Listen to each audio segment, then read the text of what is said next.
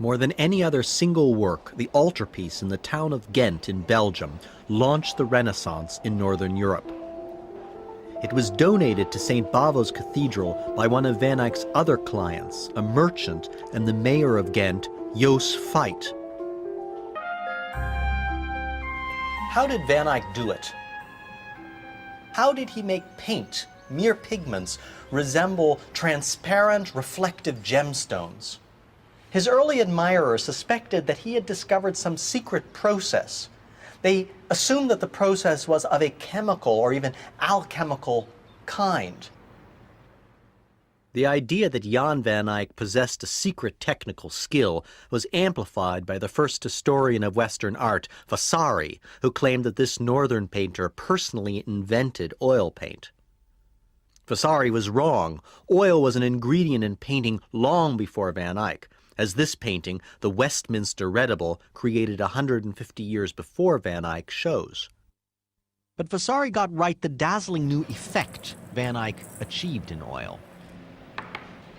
And I've come to the Hamilton Kerr Institute at Cambridge University to discover how Jan van Eyck transformed base materials into beautiful images. They conserve and restore paintings here, and to do this you have to know how paintings were made.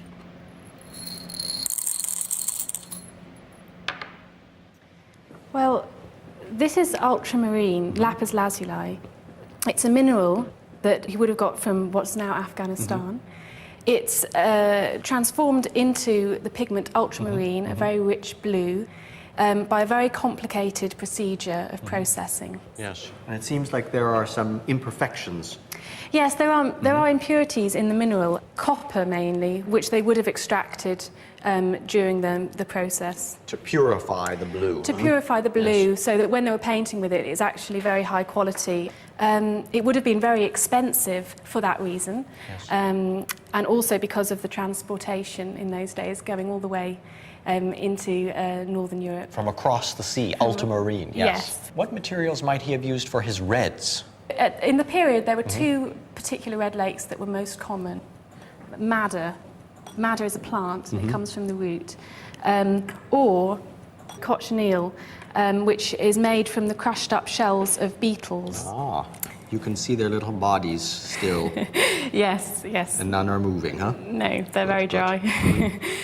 To make it even more. What Jan van Eyck did more expertly than any other painter of the time was to build up layers of paint, one on top of the other, to create deeper, richer colors.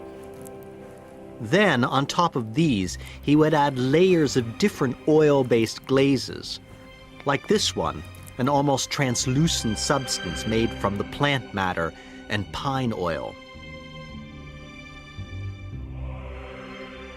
Then on top of these layers, he would add more layers, layers of oil-based glaze. These were made and applied with incredible care, so that different sections of the painted picture would come to reflect light in a precise and distinctive way, similar to the way the surfaces of the represented objects would, in reality, reflect light.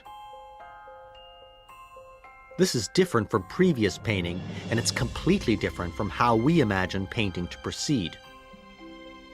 This isn't about capturing a perception with the brush.